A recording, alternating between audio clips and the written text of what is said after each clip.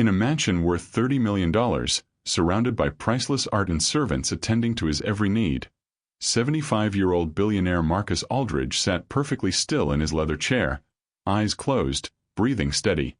But he wasn't sleeping. He was watching. Through barely opened eyelids, Marcus observed the small boy standing frozen in his library doorway, staring at an envelope stuffed with $5,100 bills, $5,000 in cash, deliberately left in plain sight on the mahogany table. This was a test. Marcus had conducted dozens of them over the years. Every single person had failed. Every assistant, every business partner, every so-called friend, they all eventually reached for what wasn't theirs. They all proved that his bitter worldview was correct. Everyone has a price, and everyone will betray you if the opportunity presents itself. But what 7-year-old Daniel Martinez did in the next 3 minutes would shatter everything Marcus thought he knew about human nature. The boy didn't reach for the money. Instead, he did something so unexpected, so pure, that it would crack open the fortress Marcus had built around his heart for decades. What happened next is a story that will remind you why we can never give up on humanity, even when humanity seems to have given up on us. Marcus Aldridge hadn't always been a man who tested people's honesty with cash traps and hidden cameras.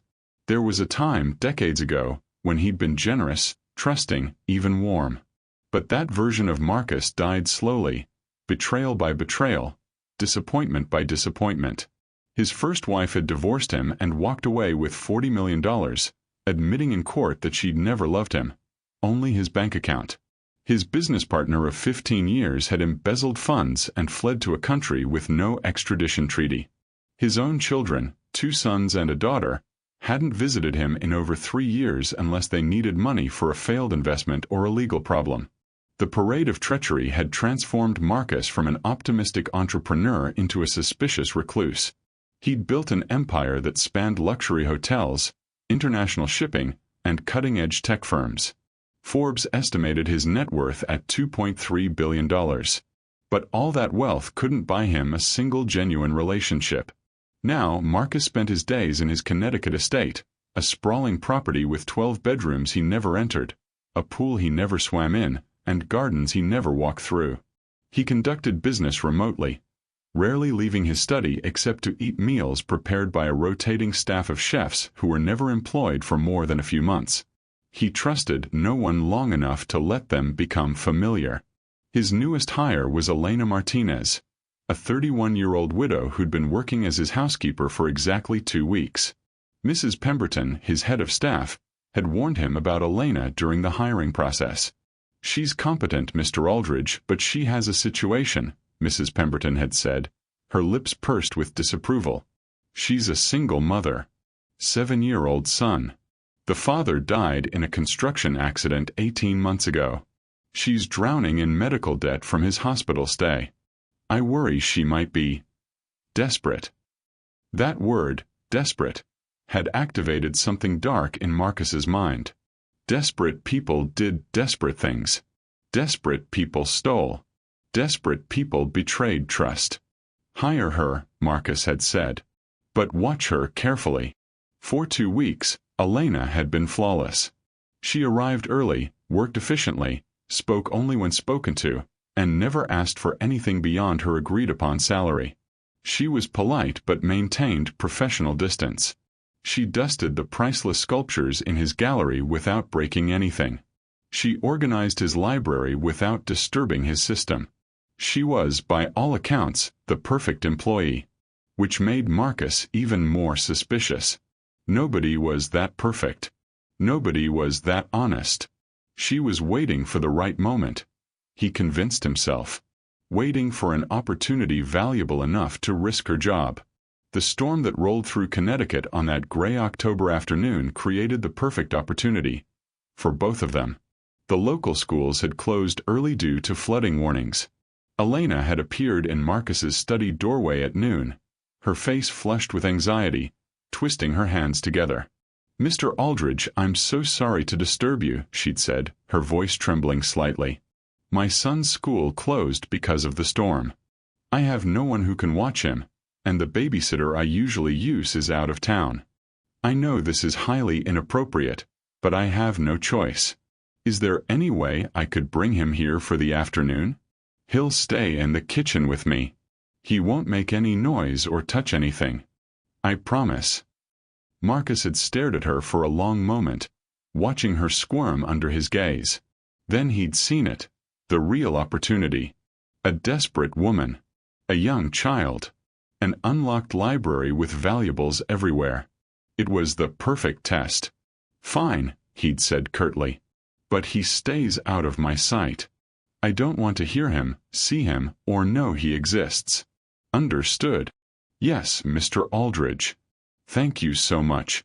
You won't even know he's here." But Marcus planned to know exactly where the boy was and what he was doing. After Elena left, Marcus had arranged his test with meticulous care. He withdrew $5,000 in $100 bills from his safe. He placed them in a manila envelope, deliberately leaving it unsealed and slightly open so the green edges of the bills were visible. He positioned it on the side table in his library. Not hidden, not obvious, but naturally placed as if he'd carelessly left it there. Then he'd settled into his favorite leather wingback chair, positioned so he could see the doorway and the table with the money. He'd pulled a cashmere throw over his lap, adjusted his position to look comfortable, and closed his eyes almost completely, just enough to appear asleep while maintaining a narrow line of vision. Now he waited.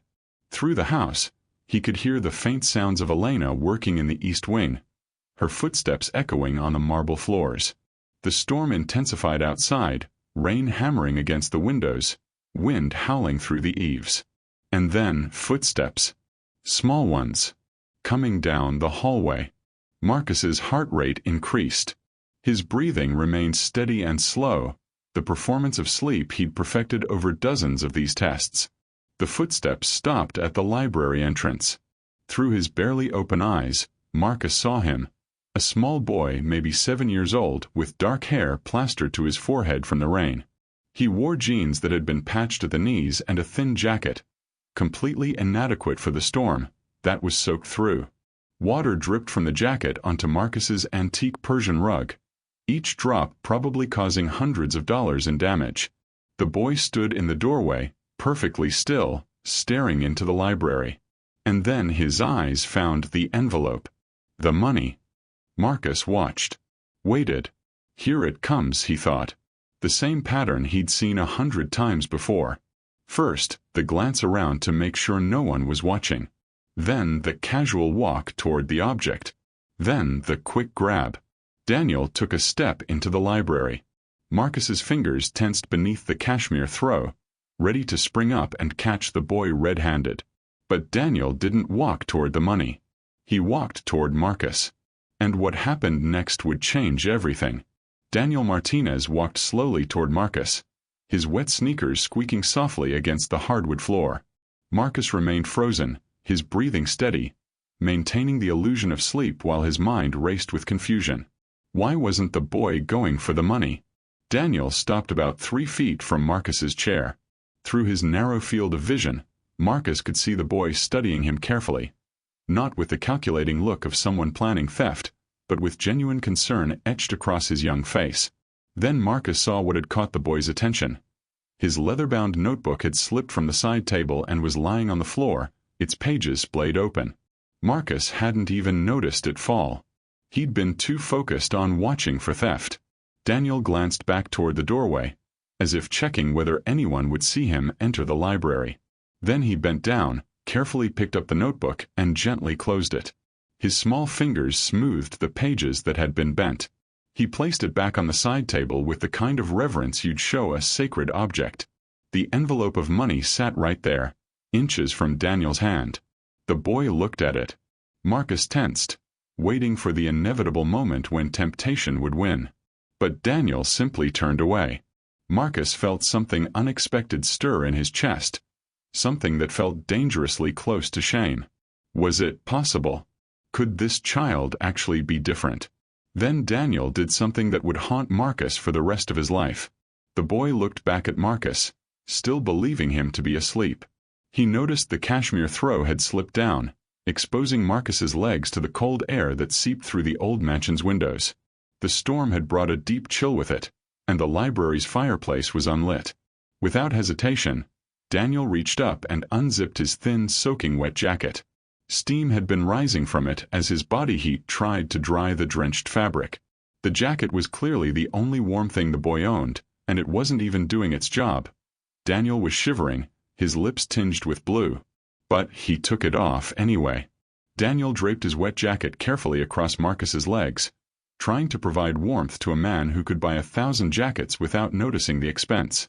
The cold, damp fabric touched Marcus's expensive wool trousers, and Marcus had to use every ounce of self-control not to react. The boy stood there for a moment, his thin t-shirt now his only protection against the cold, looking at Marcus with an expression of pure, uncomplicated kindness. Then he turned and walked out of the library, his small frame shaking with cold, leaving behind the $5,000 he could have easily taken. Money that could have helped his struggling mother. Money that could have bought him a proper jacket, warm meals, maybe even some of the toys Marcus could see other children carrying in the rare moments he looked out his window. Marcus sat there, frozen not by his act anymore, but by the weight of what he'd just witnessed. For the first time in 30 years, Marcus Aldridge felt tears threatening to break through. Marcus opened his eyes fully and stared at the wet jacket across his legs. It weighed almost nothing, a cheap thing, probably from a discount store, with a broken zipper that had been safety pinned together. One sleeve had a patch sewn on it, the stitching clumsy but careful. A mother's work, trying to make things last just a little longer. This child, who had every reason to be bitter, angry, or desperate, had shown more genuine compassion in 30 seconds than Marcus had experienced in 3 decades. Marcus stood up abruptly, the jacket falling to the floor. He walked to the window, his reflection staring back at him. An old man in a $12,000 suit, surrounded by wealth that meant nothing, who had just been taught a lesson in humanity by a 7-year-old boy in a patched jacket. "What have I become?" he whispered to his reflection. He heard quick footsteps in the hallway. Elena, moving fast. Her voice carried into the library, sharp with panic. "Daniel! Daniel, where are you?" Marcus stepped into the hallway just as Elena found her son in the kitchen, sitting at the small staff table, shivering. Her face went white when she saw he wasn't wearing his jacket. "Daniel, where's your jacket? You're freezing." She grabbed a kitchen towel and began rubbing his arms, trying to generate warmth. "I gave it to the sleeping man," Daniel said simply. He looked cold. Elena's eyes went wide with horror. She spun around and saw Marcus standing in the hallway, holding Daniel's wet jacket. "Mr. Aldridge, She couldn't even finish the sentence. Her hands shook as she pulled Daniel closer to her. "I'm so sorry. He shouldn't have disturbed you. He shouldn't have touched your things. Please, we'll leave right now. I understand if you want to terminate my employment." Marcus looked at the fear in her eyes. He recognized it, the terror of someone living so close to the edge that one mistake could send everything tumbling down. He'd seen that fear in countless employees before and had used it to maintain control. But today it disgusted him. "Mrs. Martinez," Marcus said quietly, his voice rougher than he intended. "How long have you been working here?" 2 weeks, sir." Her voice was barely a whisper. "And in those 2 weeks, have I ever offered you or your son anything to drink? Anything to eat?" Elena blinked, confused by the question. "Sir, that's not, you don't need to. Answer the question." "No, sir." Marcus nodded slowly. He looked at Daniel, who was watching him with wide, uncertain eyes, still shivering in his thin t-shirt. "Then I've been a poor host." Marcus turned and walked toward his private quarters. "Stay there." He returned 2 minutes later carrying one of his own sweaters, a thick, soft wool cardigan that had cost more than Elena's monthly salary. It would swallow the boy completely, but it would be warm. "Here," Marcus said, handing it to Elena, not trusting himself to speak directly to Daniel yet. "For the boy. Until his jacket dries." Elena stared at the sweater like it was made of gold. "Mr. Aldridge, this is too expensive. If something happens to it." "It's a sweater, Mrs. Martinez. Not the crown jewels." Marcus's voice was gruff, but something in his tone had softened. "Put it on the boy before he catches pneumonia in my house." Elena quickly pulled the sweater over Daniel's head. It fell past his knees, the sleeves dangling a foot beyond his hands, but the warmth was immediate. Daniel's shivering began to subside. "Thank you, sir," Daniel said softly, looking up at Marcus. "Your notebook fell. I picked it up. I hope that was okay." Marcus stared at this small person who had shown him more grace than he deserved. "It was more than okay," Marcus heard himself say. "It was kind. Thank you." Daniel smiled, a genuine bright smile that transformed his entire face. Marcus had to turn away. He cleared his throat roughly. "Mrs. Martinez, I'm going to have chef prepare hot soup. You and your son will eat in the kitchen. I don't want to hear any arguments about it being inappropriate. Consider it part of your employment benefits." "Mr. Aldridge, that's incredibly generous, but—" "It's not generous. It's basic human decency. Something I seem to have forgotten." Marcus paused at the library door, then spoke without turning around. "Your son has better manners than most adults I know. You should be proud." He walked back into his library and closed the door, leaning against it. His eyes fell on the envelope of money, still sitting untouched on the side table. For 30 years, Marcus had tested people and watched them fail. He'd used those failures to justify his isolation, his bitterness, his belief that humanity was fundamentally corrupt. But this 7-year-old boy had passed a test Marcus hadn't even meant to give, a test of character that had nothing to do with money. Marcus picked up the envelope and looked at it for a long moment. Then he opened his desk drawer and pulled out a piece of his personal stationery.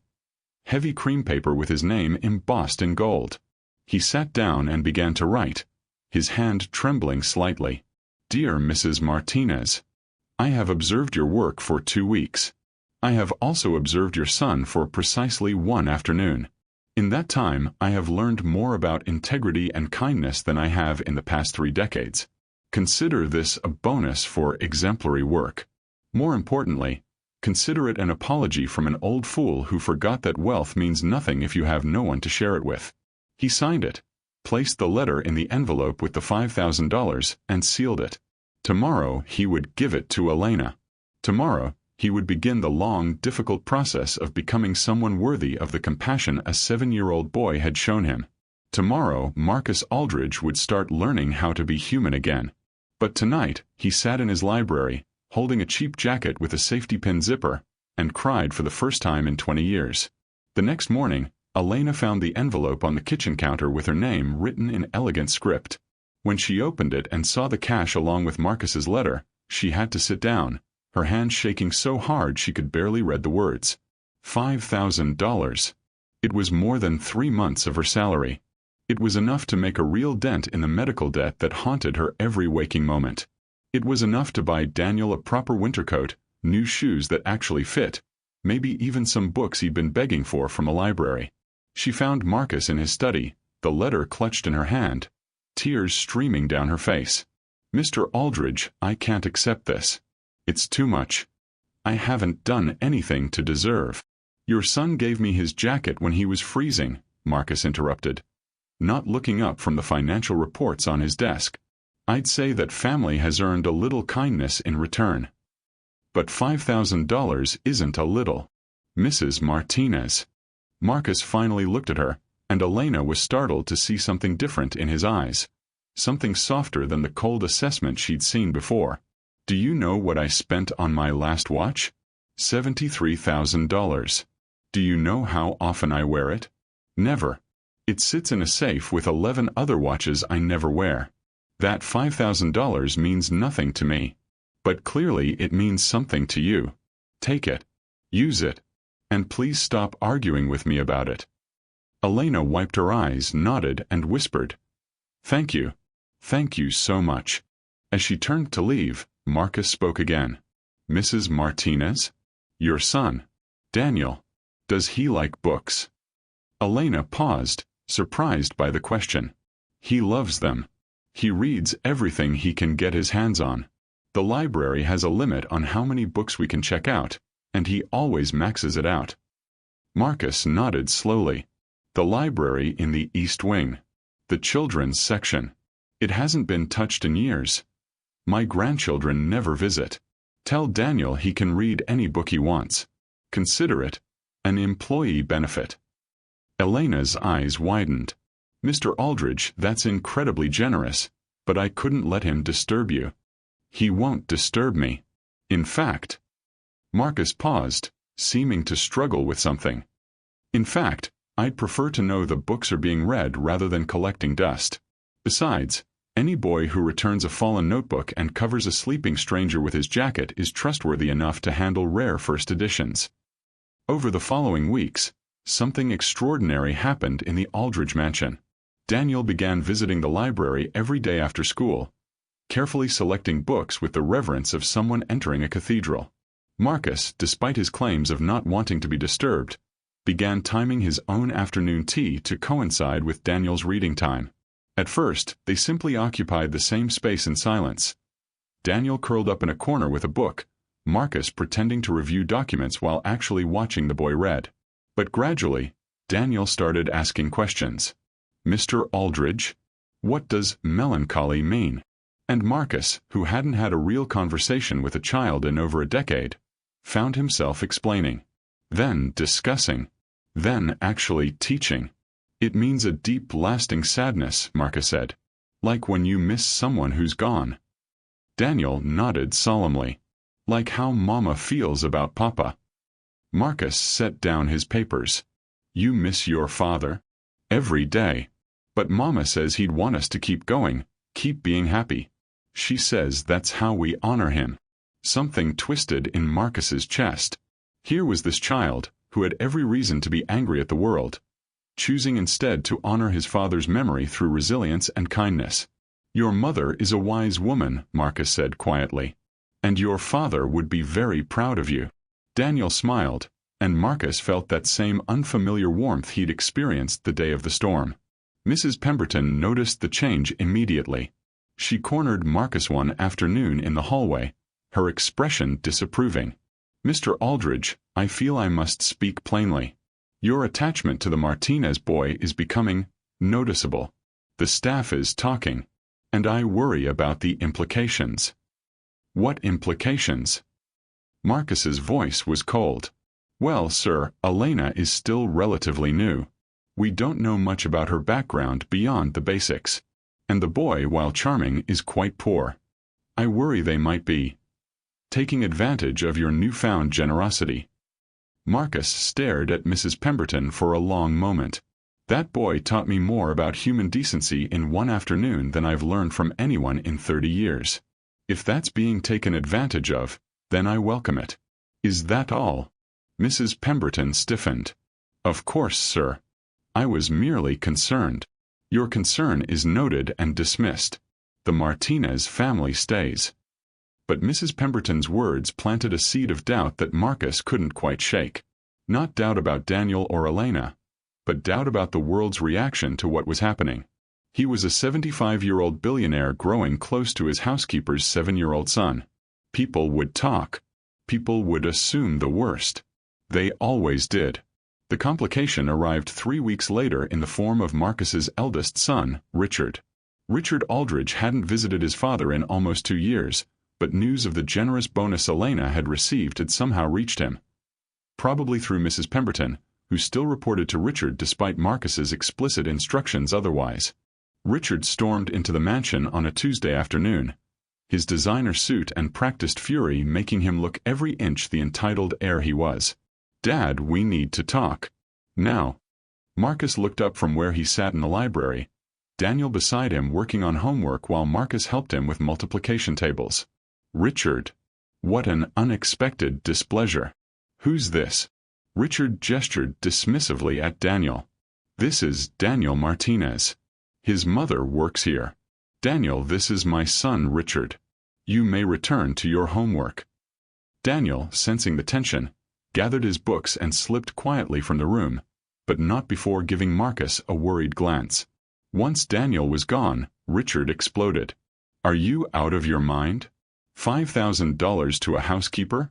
What's next? Rewriting your will to leave everything to the help? If I did, it would be my business, not yours." "Like hell it is." That money is family money. My inheritance. And you're giving it away to some woman who's clearly manipulating you through her kid. Wake up, Dad. This is the oldest con in the book. Marcus stood slowly, his voice dangerously quiet. That woman works harder in a day than you've worked in your entire life. And that boy has more integrity in his 7 years than you've shown in 42. So yes, Richard, I am giving them money. And I'll give them more if I choose to. This is insane. You're being manipulated by a sob story. Poor widow, cute kid, convenient tears. It's calculated, Dad. Can't you see that? What I see is a son who hasn't visited his father in 2 years, suddenly very concerned about his father's well-being. How much do you need this time, Richard? Richard's face flushed. This isn't about money. It's always about money with you. With all of you. Marcus walked to his desk, pulled out his checkbook. How much? 50,000? 100? Name your price and leave. I'm not here for money. I'm here because I'm worried about you. You're 75 years old, clearly not thinking straight, and you're being taken advantage of by people who see you as a meal ticket. The only people who have ever seen me as a meal ticket are my own children. Marcus's voice cracked with sudden emotion. That boy covered me with his jacket when he was freezing. That woman raises her son with dignity despite crushing poverty. They have never once asked me for anything beyond a fair day's pay. They don't want my money. They don't want my connections. They just want to exist in peace, which is more than I can say for my own flesh and blood. Richard's expression turned calculating. You really care about them, don't you? Yes, I do. Then you need to know something, Dad. I've done some digging. Elena Martinez has debt. A lot of it. Hospital bills from her husband's accident totaling over $200,000. The collection agencies are circling. She could lose everything. Her car, her apartment, maybe even custody of her son if she's deemed unable to provide for him. Marcus felt his blood run cold. What are you saying? I'm saying she's desperate. And desperate people do desperate things. Maybe she sent her kid in here with that jacket story. Maybe she's playing you perfectly, waiting for you to offer to pay off her debts. Maybe. Get out. Dad. Get out of my house. Marcus's roar echoed through the mansion. Get out and don't come back. You're not welcome here anymore. Richard's face twisted with anger and something that might have been hurt. Fine. But when this blows up in your face, when they've taken everything they can get and disappeared, don't come crying to me. He stormed out, leaving Marcus alone in the library, Richard's words echoing in his mind. $200,000 in debt. Facing loss of custody. Desperate. Marcus sat down heavily in his chair, his mind racing. Could Richard be right? Had he been played? Had his loneliness made him vulnerable to a calculated manipulation? He thought about Daniel's face when he'd placed that notebook back on the table. The gentleness in his small hands. The genuine concern in his eyes when he'd covered Marcus with his jacket. No. That couldn't be faked. Not by a 7-year-old. Not so perfectly. But doubt, once planted, is difficult to uproot. Marcus picked up his phone and made a call to his private investigator. I need you to look into someone. Elena Martinez. Everything. I need to know if. I need to know the truth. He hated himself for making that call. But Richard's words had awakened the old Marcus. The suspicious, tested, betrayed Marcus who trusted no one. The question was, which Marcus would win? The one who'd learned to hope again? Or the one who'd been hurt too many times to ever truly believe in goodness? Have you ever had to overcome obstacles to help someone you cared about? What challenges did you face? Share your experience below. The private investigator's report arrived 3 days later. Marcus sat in his study at midnight, the thick manila folder unopened on his desk. His hand hovered over it, trembling slightly. Once he opened this, everything would change. Either his worst fears would be confirmed, or... He opened the folder. The first pages detailed Elena's background. Born in California, moved to Connecticut after marriage, Worked as a dental hygienist before her husband's accident. No criminal record. No history of fraud or deception. References from previous employers glowed with praise. Honest, hardworking, reliable. Then came the financial information, and Marcus's heart sank. Richard had been right about the debt. It was actually worse than reported. $243,000 in medical bills, plus another $50,000 in credit card debt accrued trying to pay for her husband's medications. The collection agencies were indeed circling. 3 notices of potential legal action. A letter from her landlord threatening eviction for late rent payments. But then Marcus read something that made him stop breathing. A letter from Elena to the hospital's billing department, dated 2 months before she'd been hired. I understand I cannot pay the full amount owed.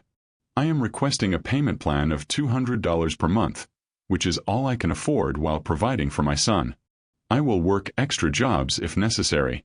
I will not declare bankruptcy because these bills represent the care that kept my husband alive for 3 extra weeks.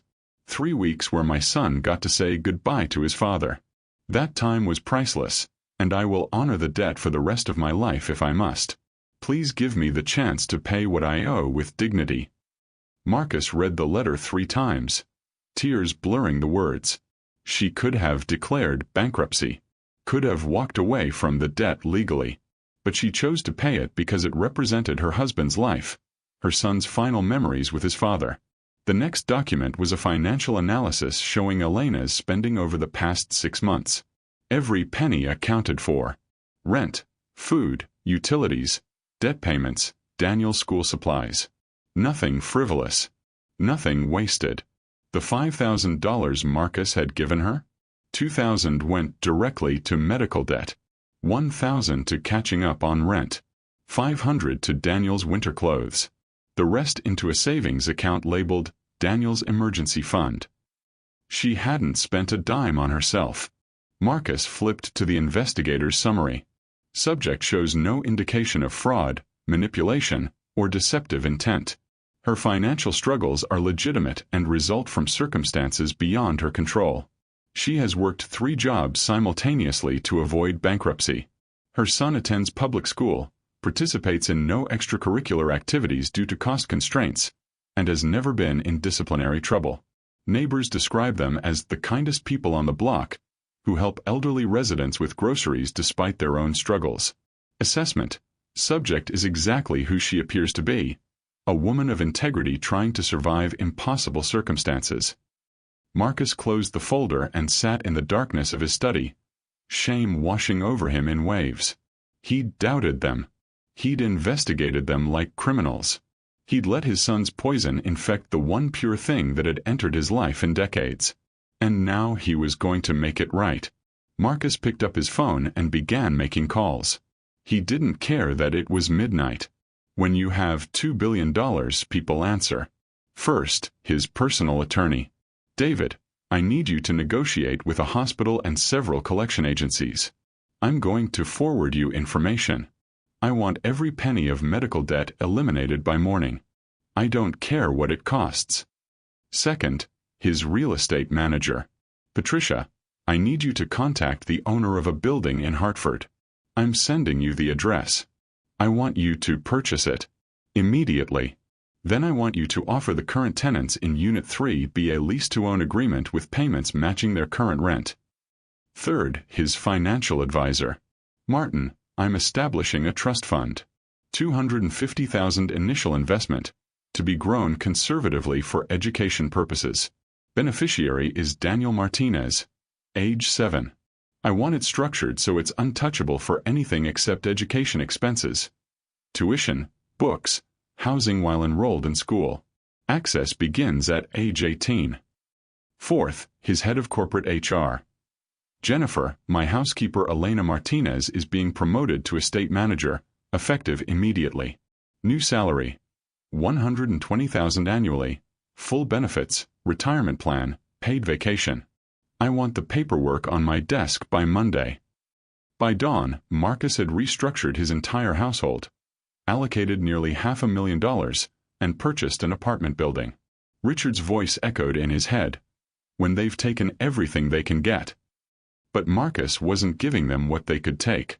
He was giving them what they deserved. There was a difference.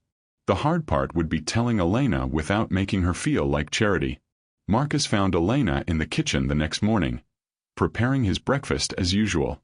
Daniel sat at the staff table, carefully doing homework before school.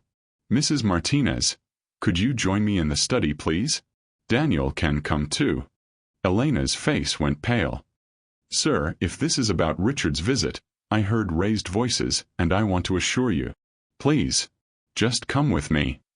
They followed him to the study, Elena's hand protectively on Daniel's shoulder. Marcus gestured for them to sit, but Elena remained standing, too nervous. Marcus took a deep breath. "Mrs. Martinez, I need to apologize to you." "Apologize?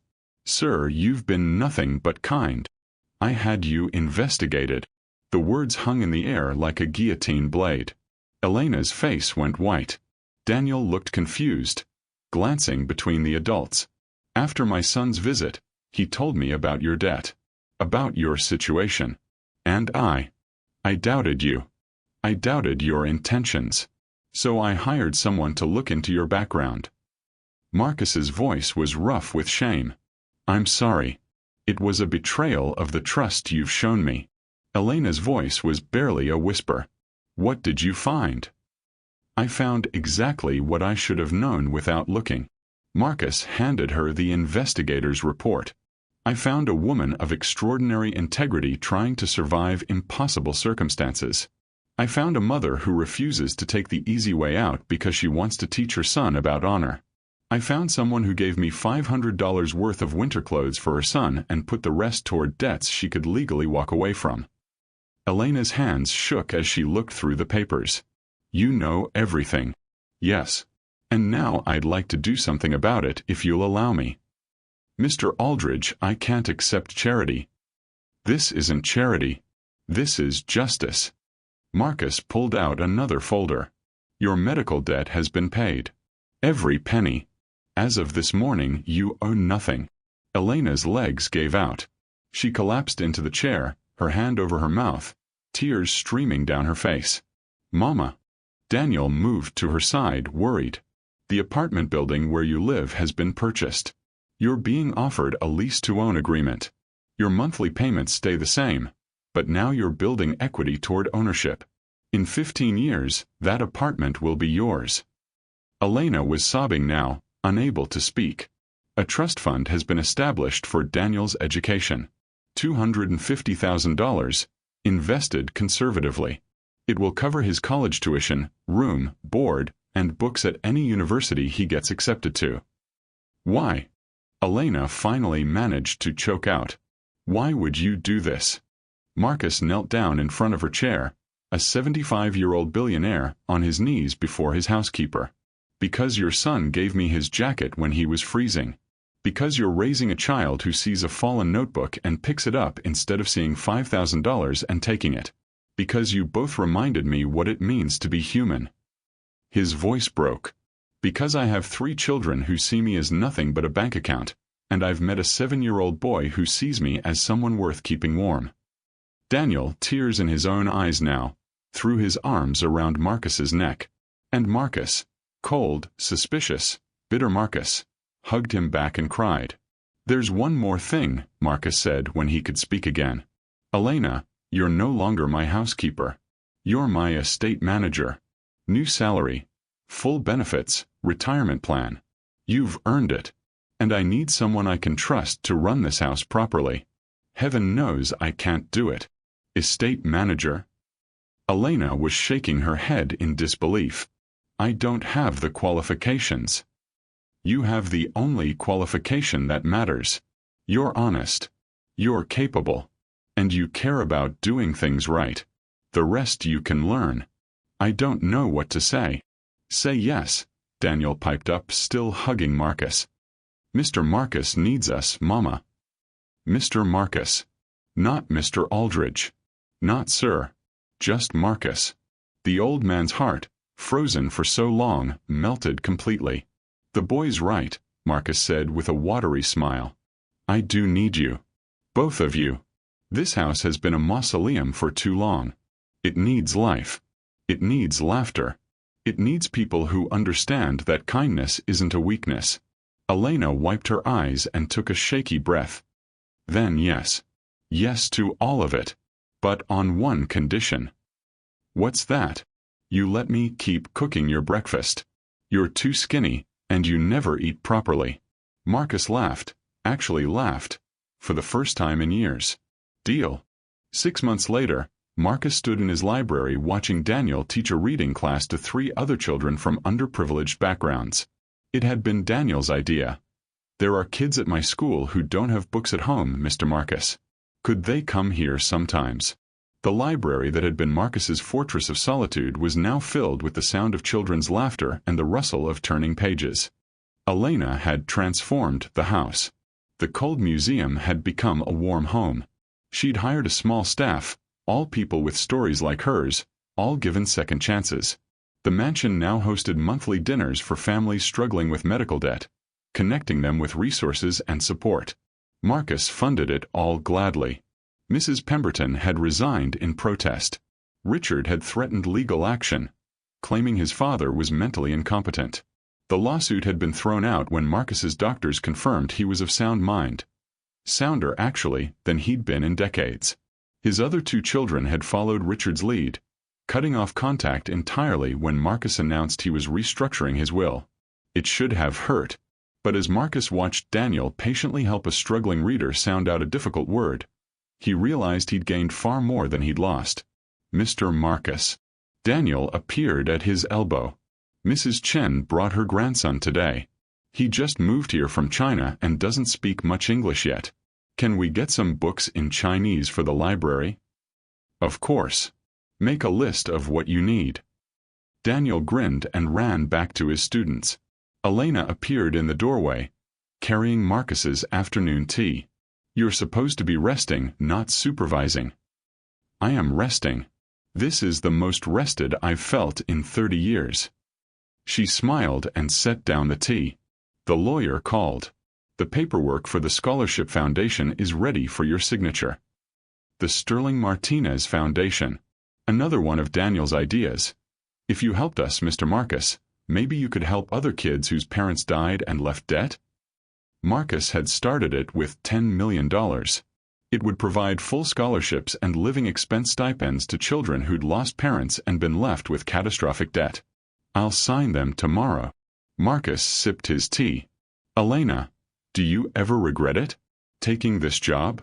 Everything that came after. Regret. Elena shook her head. Marcus, you gave me my life back. You gave Daniel a future. You gave us hope when we had none. The only thing I regret is not meeting you sooner. I wasn't ready sooner. I needed to be at my lowest to recognize goodness when it appeared. He paused. I need to tell you something. I'm updating my will next week. Elena tensed. You don't need to. Sure, listen. My children won't receive a penny. They never cared about me, only my money. Instead, the bulk of my estate will be divided between the foundation and Daniel. When I'm gone, he'll have the resources to do incredible good in this world. But more importantly, he'll have the character to use those resources wisely. Because you raised him right.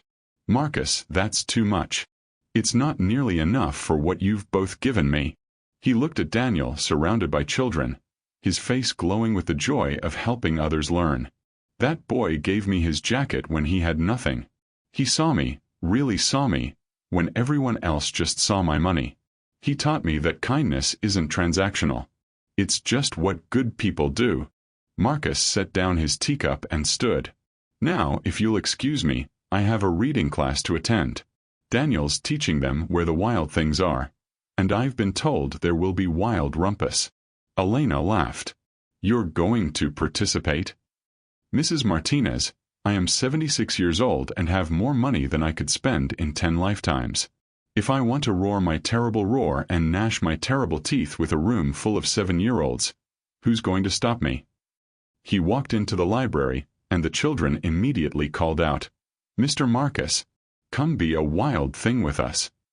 And Marcus Aldridge, who'd spent 3 decades believing humanity was fundamentally corrupt, put on a paper crown and roared with the children, finally understanding what it meant to be truly wealthy. This story shows how one act of kindness can change everything. What's one way you could make a difference in someone's life today? Challenge yourself and share your commitment in the comments. 10 years passed like chapters in a well-loved book. Marcus Aldridge lived to be 85 years old. His final decade was, by his own account, the happiest of his entire life. He spent his days mentoring Daniel, hosting community programs, and personally reviewing every scholarship application for the Sterling Martinez Foundation. He walked Daniel down the aisle at Elena's wedding when she remarried, a kind physical therapist named James who Daniel immediately loved. Marcus gave the toast at the reception, joking that he'd finally found a family worth keeping. When Marcus passed away peacefully in his sleep, surrounded by Elena, Daniel, and 300 children whose lives he'd changed through the foundation, his funeral was attended by thousands. Not business associates or society figures, but ordinary people whose medical debts he'd erased, whose children he'd educated, whose lives he'd touched. Daniel Martinez was 17 years old when he inherited Marcus's estate, $1.8 billion after charitable donations. The news media predicted he'd squander it. They were wrong. Daniel used his inheritance to expand the Sterling Martinez Foundation into a national organization. He funded programs for children who'd lost parents, established debt relief initiatives for families facing medical bankruptcy, and created affordable housing developments in underserved communities. He attended Harvard on the scholarship Marcus had established, studied economics and social policy, and graduated at the top of his class. Today, at 27 years old, Daniel Martinez is one of the youngest billionaires in America, and one of the most generous. He still lives modestly, still remembers what it felt like to wear a jacket held together with safety pins, still carries his father's broken toy car in his pocket as a reminder of where he came from. Elena now runs the Sterling Martinez Foundation full-time, overseeing programs that have helped over 50,000 families escape the crushing weight of medical debt. She speaks regularly about her journey from cleaning houses to managing a billion-dollar charitable organization, always emphasizing one central message. Kindness isn't about grand gestures. It's about seeing someone who needs warmth and giving them your jacket, even when you're freezing too. The mansion in Connecticut is no longer a cold museum. It's a community center, its rooms filled with after-school programs, job training workshops, and support groups for families in crisis. The library where Daniel once covered a sleeping billionaire with his thin jacket now hosts hundreds of children every week, all learning that books and kindness can change your life. Marcus Aldridge spent 75 years believing that wealth was measured in dollars and that people were fundamentally selfish. It took a 7-year-old boy with a patched jacket to teach him the truth. Real wealth is measured in the lives you touch, and real poverty is living without compassion. We live in a world that often celebrates accumulation. More money, more possessions, more success. But Daniel's story reminds us that the most valuable currency isn't what we have. It's what we're willing to give, especially when we have so little to give. You don't need to be a billionaire to change someone's life. You just need to see the cold and offer your jacket. You just need to notice when someone's notebook has fallen and pick it up. You just need to choose kindness when the world expects you to choose yourself. Marcus tested Daniel looking for proof that humanity was corrupt. Instead, Daniel proved that humanity is capable of extraordinary grace, even in its smallest members, even in its darkest moments. The question isn't whether kindness exists in the world. The question is whether we'll be brave enough to practice it, wise enough to recognize it, and humble enough to receive it when it comes from unexpected places. Stories like this remind us that extraordinary kindness exists all around us, often in the smallest acts and the humblest people. If this touched your heart, please like this video. It helps more people discover these inspiring stories and reminds them that goodness still exists in our world. Subscribe for more tales of human kindness that will restore your faith in humanity. Every week, we bring you true stories of ordinary people doing extraordinary things, of compassion breaking through cynicism, of love overcoming fear. And most importantly, look for opportunities in your own life to be someone's unexpected blessing. You might not have billions to give, but you have something far more valuable: the power to see another person's humanity and respond with kindness. What act of kindness will you perform this week? Will you offer your jacket to someone who's cold? Will you pick up someone's fallen notebook? Will you see past your own pain to recognize someone else's need? Marcus Aldridge learned at 75 years old that it's never too late to change, never too late to choose compassion, never too late to become the person you were meant to be. If he could transform from bitter to benevolent, what might be possible for you? Share your commitment in the comments below. Tell us about a time someone's small kindness changed your life, or commit to one act of generosity you'll perform this week. Your story might inspire someone else to choose kindness too. Thank you for watching, and remember, you have the power to change someone's entire world. Sometimes all it takes is a jacket, a kind word, or the courage to see goodness where others see nothing at all. The boy who gave his jacket became a billionaire. But more importantly, he became a man who never forgot what it means to be cold, to be hungry, to be overlooked, and who dedicated his life to making sure others would never have to feel forgotten. That's the real inheritance Marcus left him. Not money, but wisdom. The richest person in any room is the one who gives the most, expects the least, and loves without condition. Go be rich.